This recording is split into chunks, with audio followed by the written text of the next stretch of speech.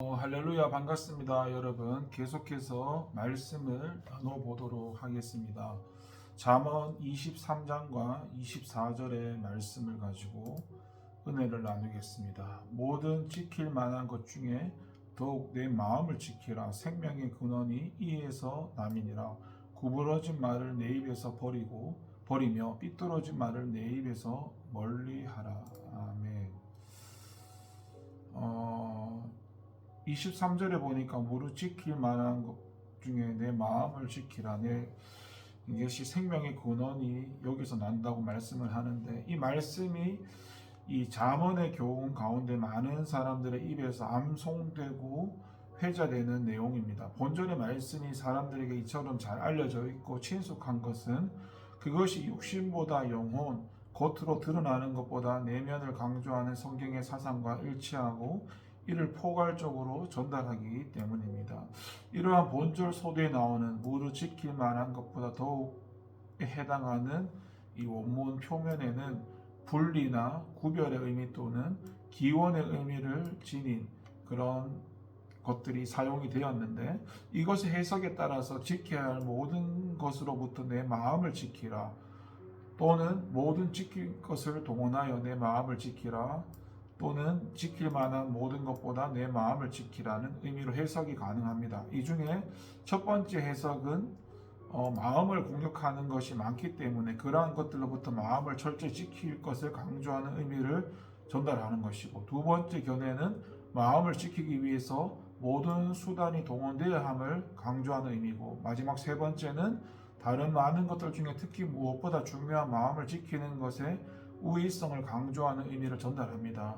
대부분 학자들은 여기에 이 세 가지 의미가 다 포함되어 있다 생각하고, 따라서 본절은 모든 것으로부터 모든 것을 다 동원하여서 그 어떤 것보다 마음을 지켜야 한다는 것으로 해석할 수 있습니다.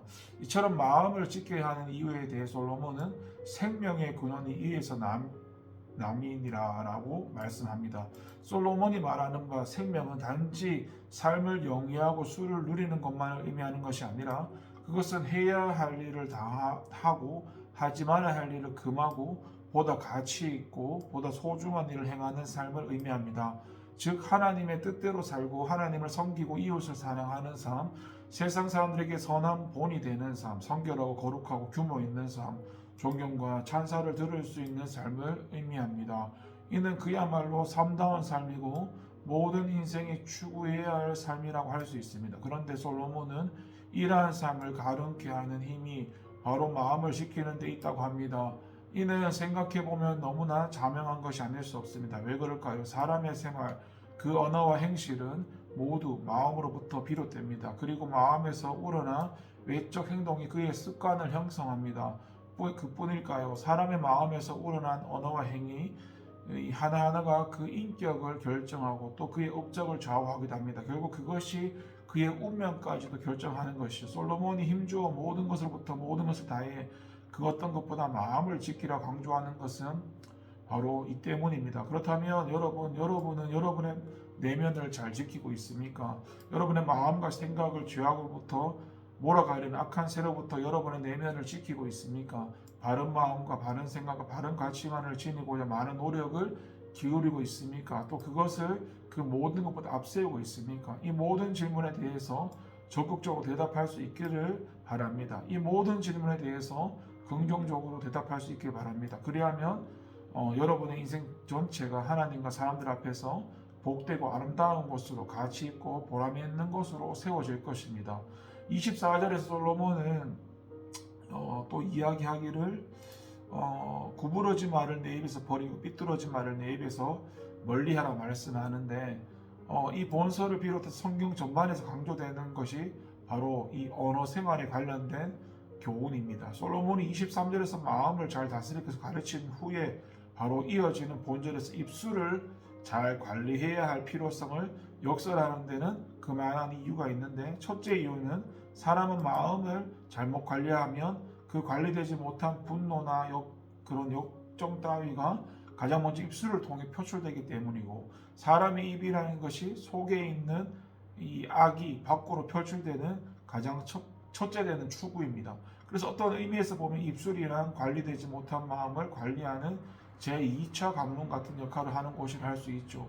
그래서 이 입술이 특별히 잘 관리되지 않으면 안 됩니다. 둘째 이유는 사람의 입은 혹시 그의 내면 곧 마음을 잘 관리했더라도 그 자체에서 악을 발산해주는 아주 특별한 직체이기 때문입니다. 여러분 나름대로 마음을 잘 관리해서 역정을 내지 않기로 작정을 해도 어떤 사건이나 사람을 대하는 순간 마음으로 어떻게 관리할 틈도 없이 자기도 모르게 해서는 안 될 말을 쏟아내는 것을 우리는 어렵지 않게 경험합니다. 이런 사람일수록 나중에 곰곰이 생각해보면 자기가 그때 왜 그 말을 했는지 자신 스스로를 이해 못하는 경우가 많습니다. 이것은 자신의 의지나 생각과 전혀 상관없이 독사의 독과 같은 불의하고 파괴적인 속성이 혀 아래 있기 때문입니다.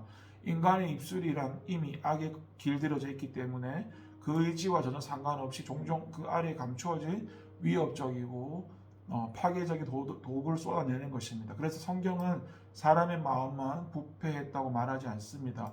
입술 아래에 독사의 독이 가득하다고 일관성 있게 반복하고 강조합니다.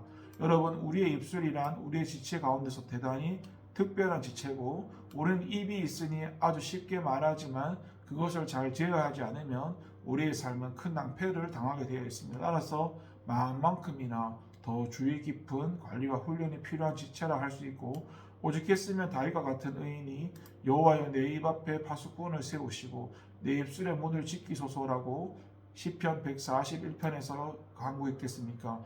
이사야와 같은 거룩한 선지자가 하나님의 거룩한 임재 앞에서 화로도와 나여 망하게 되었도다. 나는 입술이 부정한 사람이고 입술이 부정한 백성 중에 거하면서 만군의 여호와이신 왕을 그렇게 배웠다고 이사야서 6장에서 또 말했겠습니까? 그래서 이제 오늘 말씀을 계기로 여러분의 입술의 언어를 점검해 보십시오. 그리고 저와 여러분의 입술을 좀 더 세심하게 특별하고 거룩하게 온전히 관리할 수 있도록 바랍니다. 그래서 저와 여러분의 입에서 나오는 말이 성도란 이름에 부합되는 은혜롭고 선하고 바른 말이 되도록 훈련해야 합니다.